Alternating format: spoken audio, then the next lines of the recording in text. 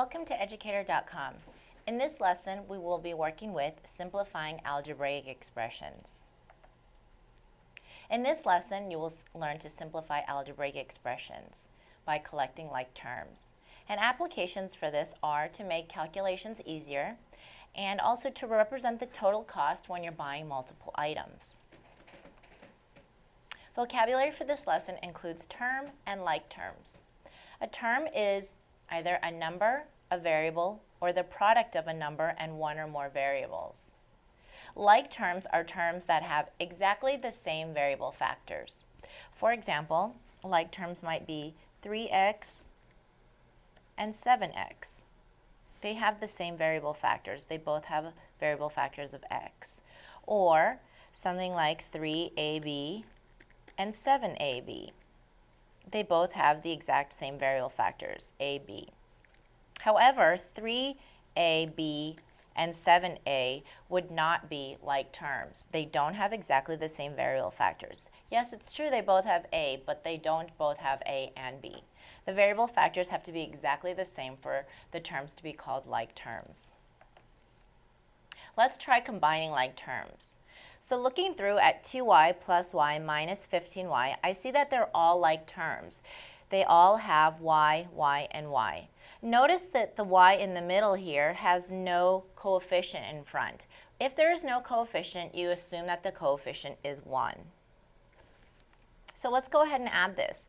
2 plus 1 is 3y, and then we have minus 15y.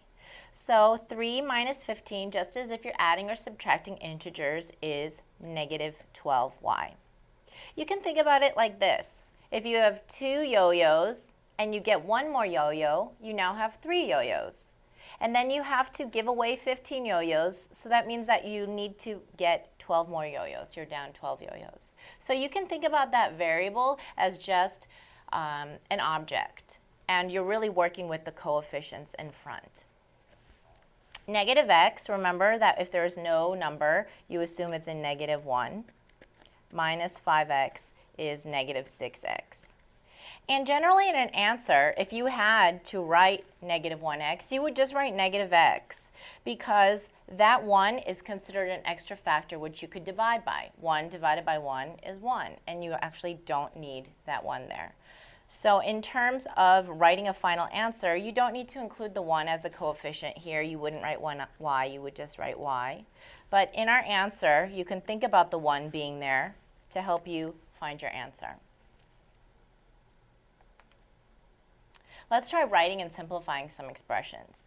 Joe buys 4 fruit drinks for a class party. Tiffany buys 7 fruit drinks for the party. Judy buys 15 drinks for the party. Write and simplify an algebraic expression to represent the total cost of the drinks. Now, whenever working with the word problem, I always think it's a good idea to write out the characters and the numbers associated.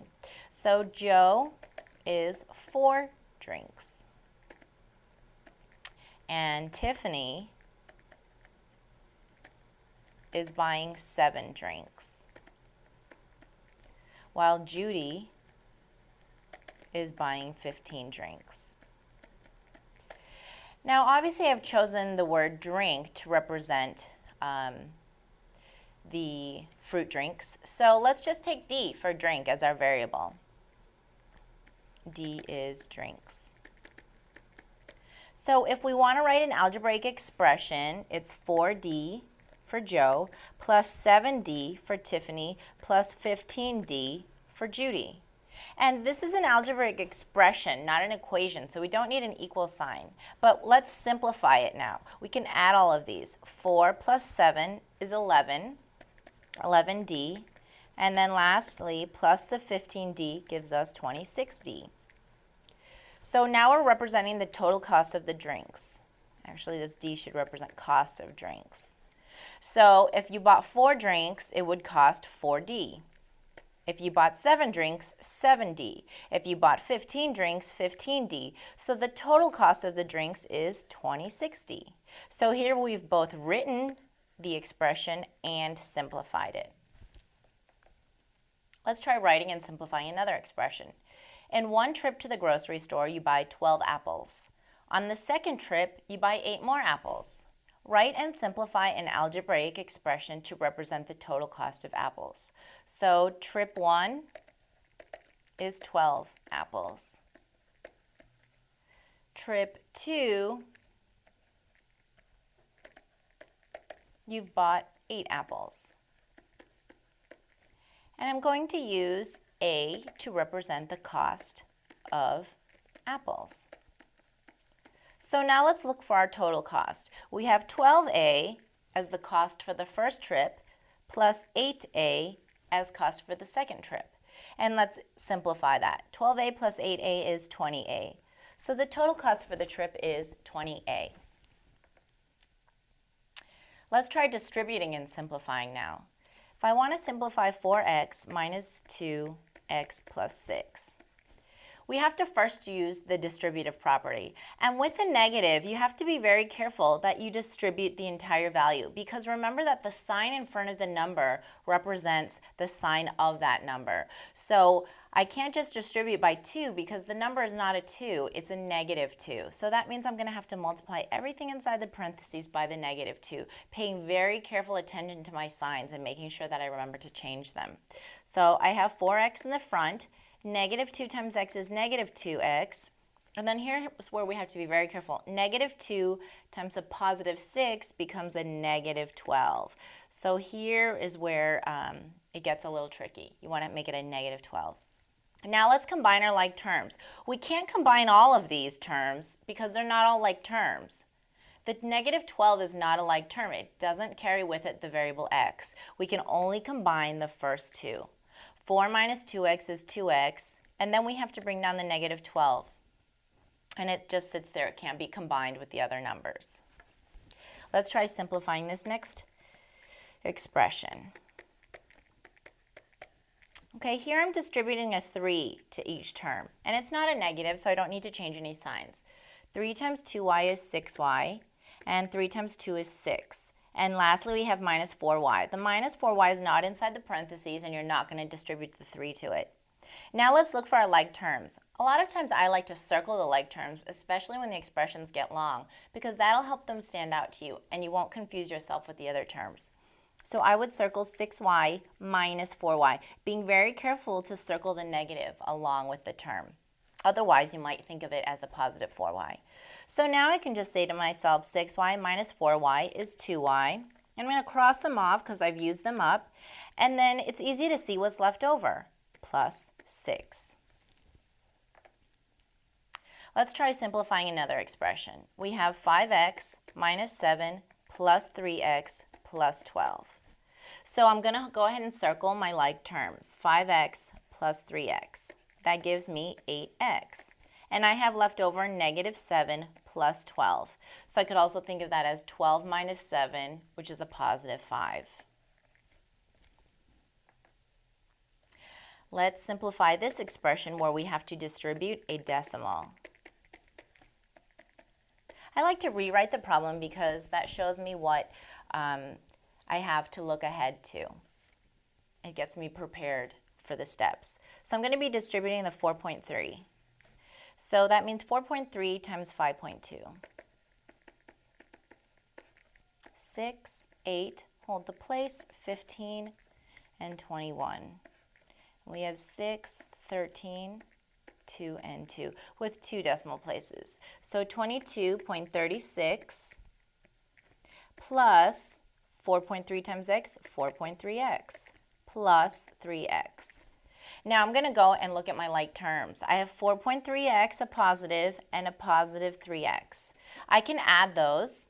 4.3 plus 3. Think about where your decimal falls. This is actually a 3.0, so it's 7.3.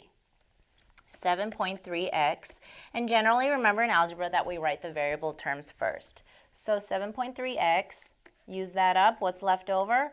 A positive or plus 22.36. For the summer, Julie buys 3 tank tops.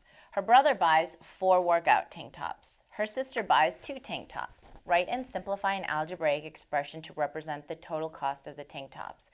Well, let's set up the characters of this word problem. We have Julie buying 3 tank tops. We have her brother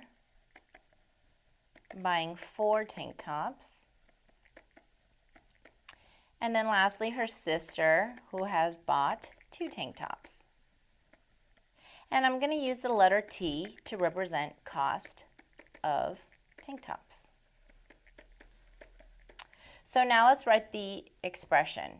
Julie at 3T, so her cost is 3 times the cost of the tank tops because she's buying 3, plus her brother 4 times T, he's buying 4, plus her sister 2 times T.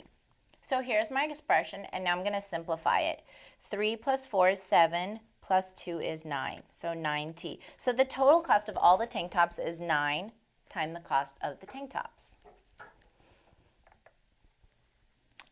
Let's try one last one with distributing a fraction. 6y plus 8 minus 6 plus 2p. So we have a lot of things in play here. We have fractions, we have distributing, we have order of operations, and we have combining like terms.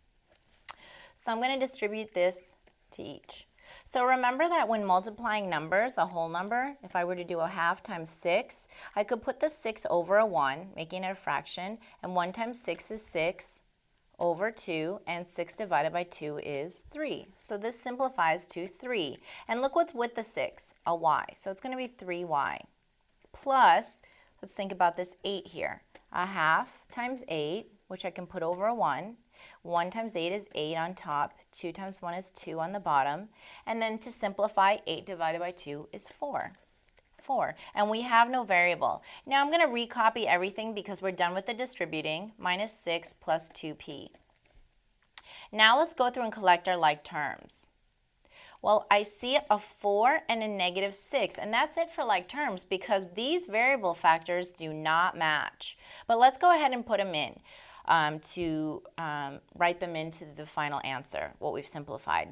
And generally, algebraic expressions have the terms written in alphabetical order. So I'm going to start with the 2p, then plus the 3y, use those up, crossing them out, and then I have 4 minus 6. 4 minus 6 is negative 2. And so now I've simplified it as much as I can, and sometimes you can't simplify it anymore and you'll have to leave it. Make sure that you don't combine terms when they're not like terms. So they need to have all the same variable terms. And in this case, there are no more like terms, and I'm just going to leave my answer like this. Thank you for watching educator.com.